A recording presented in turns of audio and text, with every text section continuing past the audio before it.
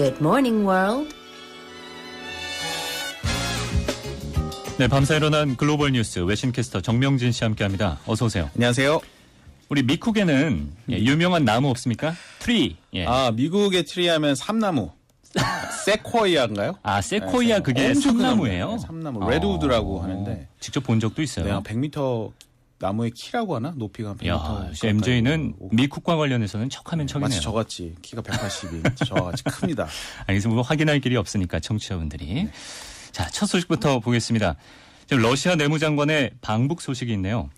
네, 러시아 내무부 장관이 지난 1일 평양을 방문했습니다. 러시아 관영 타스통신도 이 블라디미르 콜로콜체프 내무장관이 양국 치안당국 사이의 교류를 위해 평양을 방문했다고 보도했는데요. 예.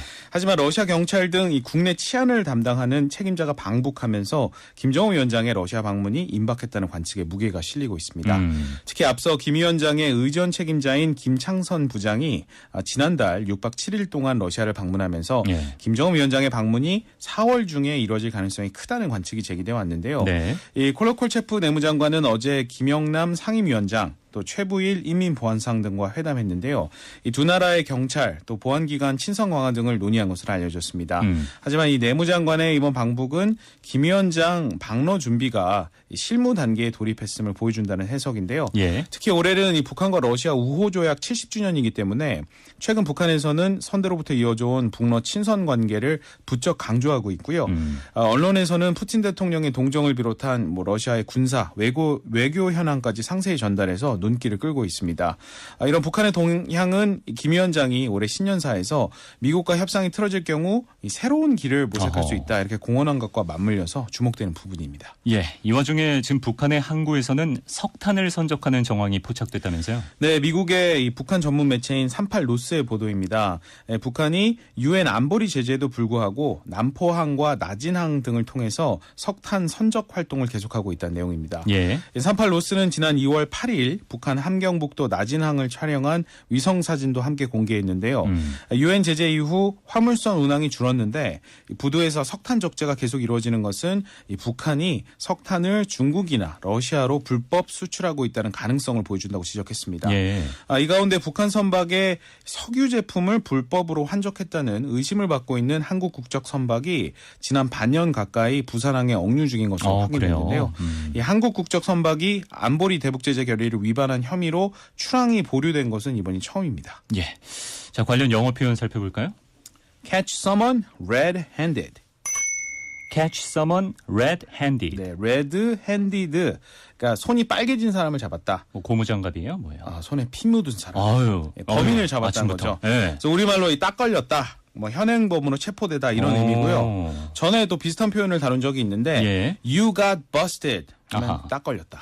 그 친구 나한테 딱 걸렸어요. I caught him red-handed. 정형사. 그를 현장에서 잡아야 합니다. We must catch him red-handed. 예. 자, 그리고 중국과 대만 소식을 들어보겠습니다. 갈등이 갈수록 심화되고 있다고요? 네, 지난달 31일에 중국 공군 전투기 4대가 대만 상공을 침입하는 일이 있었습니다. 예. 대만 해협 중간선을 넘은 건데요. 이 중국 전투기가 이 선을 넘은 것은 2011년 이후 8년 만이고요. 대만 공군도 전투기 2대를 급파해서 양측이 약 10분간 대치한 것으로 알려졌는데 이렇게 양국 갈등이 다시 심화되는 분위기입니다. 예. 이 설전도 이어졌는데요. 차잉원 대만 총통은 지난 1일 자유와 민주를 선택한 2,300만 국민의 생존을 지킬 만반의 준비를 갖췄다 이러면서 중국 전투기가 또 영공을 침입하면 강제로 몰아내겠다 이렇게 밝혔습니다. 예. 그러자 중국 정부는 어제 대만 지도자의 막말과 망언이 분노를 일으킨다 이렇게 밝혔고요. 또 관영 환구시보는 논평에서 대만이 잘못 나섰다가는 두 마리 코끼리에 밟히는 잔디 신세가 될 것이다 이렇게 경고하고 여기서 이제 두 마리 코끼리는 중국과 미국이죠. 미국이죠. 예, 이게 중국의 전투기를 통한 군사적 도발은 앞서 미국이 대만에 F-16 전투기 60대를 판매한 것에 대한 반발이다 이런 관측인데요. 예. 이렇게 대량으로 전투기를 판매한 것은 1999년 이후 처음이고요. 블룸버그 통신은 60대 F-16 전투기가 실제로 대만에 인도될 경우 중국이 격분할 것이라고 전했습니다. 지금 뭐 중국이 주장하고 있는 하나의 중국 원칙에 좀 미국이 약간 어깃장을 놓은 모양새이기 때문에 좀 갈등이 격화되고 있군요. 자, 그리고 영국 브렉시트 소식을 보겠습니다. 이 신문을 요새 보니까 그 메이 총리의 사진을 보면 인상이 너무 안 좋죠. 하루가 다르게 좀 힘들어 보이더라고요. 네. 예. 이 테리사 메이 총리가 브렉시트 시기를 또 한 번 연기하기로 했습니다.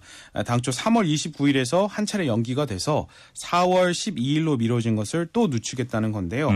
뭐 5월 22일은 안 넘길 것이라고 했지만 그 전까지 합의안이 통과될 가능성이 거의 없기 때문에 우선 노딜 브렉시트는 막겠다는 겁니다. 아하. 어제 영국 하원에서는 브렉시트 합의안 합의 대체안을 4건을 두고 표결을 붙였지만 모두 부결됐고요. 예. 뭐 영국의 셰익스피어조차 이런 비극을 생각지 못했을 것이다. 의원들의 무능을 지적하는 분노와 조롱이 쏟아졌습니다. 예. 그런데 이런 브렉시트 소동으로 인해서 영국 경제는 어떤 영향을 그동안 미쳤습니까? 뭐 영국 경제 안 좋아지고 있다 이런 지적이 당연히 나오고 있죠. 예. 지금까지 영국을 아예 빠져나왔거나 이전 계획을 밝힌 기업은 275개에 달하고요. 어허. 또 브렉시트 결정 이후 영국 파운드화의 가치가 10% 이상 떨어졌다. 이런 연구 결과도 있습니다. 예. 또 지금 우려되고 있는 노딜 브렉시트가 이어질 경우 영국의 GDP가 5.5%까지 감소할 수 있다. 이런 우려도 나오고 있는데요. 예. 뭐 이런 혼란에 우리 경제는 어떤 영향을 미칠 것인가 이걸 궁금해하실 텐데 이 한국의 대영국 수출 비용은 1.4% 정도이기 때문에 뭐 우리 경제가 받는 아주 큰 파장은 없겠지만 어허. 그 브렉시트의 가장 타격이 큰 나라는 옆 나라인 독일이랑 프랑스입니다. 네. 그래서 이 독일과 프랑스의 경제 성장 악화가 간접적이지만 우리에게 더 큰 영향을 줄 수 있다 이런 관측도 나옵니다. 그렇군요. 자, 그리고 미국에서는 조 바이든 전 부통령의 나쁜 습관이 또 논란이 되고 있네요. 나쁜 손, 나쁜 코.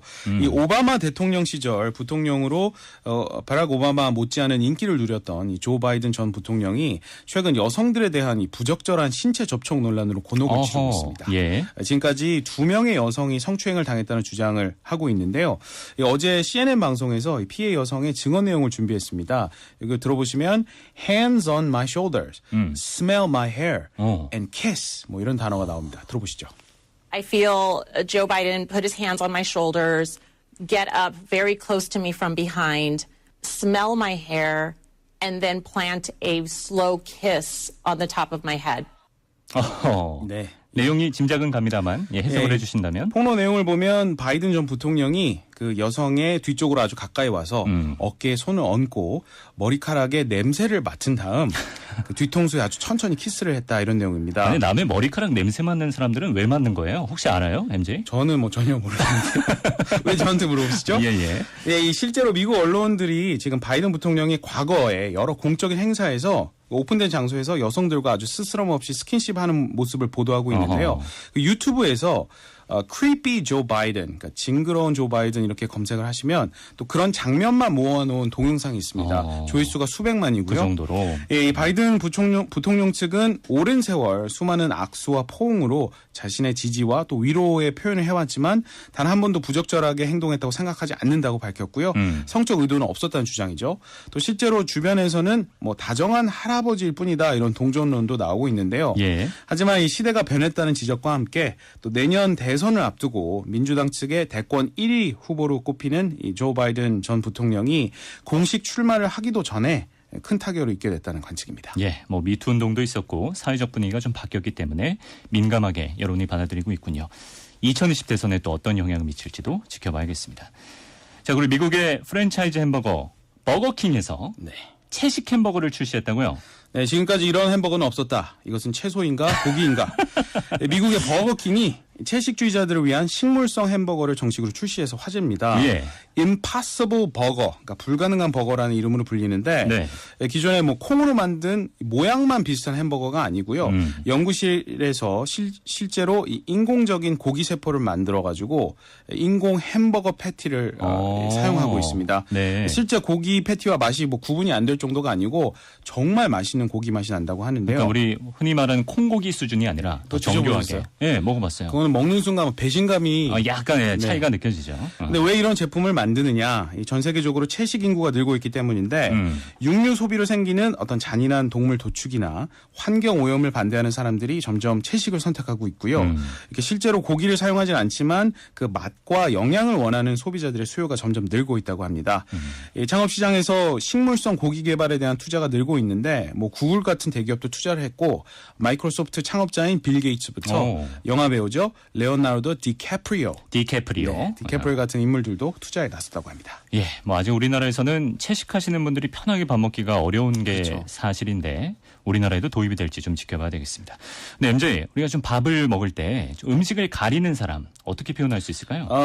식성이 까다로운 사람을 우리가 picky eater라고 하는데요. 여기서 나온 표현이 있습니다. pick at the food.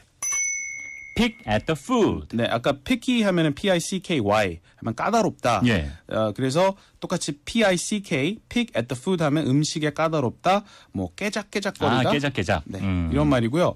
정반대로 저 같은 사람은 그냥 pig 아니면 food fighter라고도 부르고요. 이렇게 과식하다는 말을 pig out이라고 합니다. 신뢰되는 표현이죠. 그러니까 pig라고 하면은 그냥 네. 그죠? 예, 그렇게 부르지 않겠습니다. 자, 그만 좀 깨작거리면 안 되겠니? Can't you stop picking at your food? 저는 과식하는 걸 매우 즐기는 편입니다. But I love pigging out. We love pigging out. 그리고 그렇죠. 이제 먹는 즐거움을 어떻게 참을 수 있겠습니까? 지금까지 외신캐스터 정명진 씨였습니다. 고맙습니다. 감사합니다.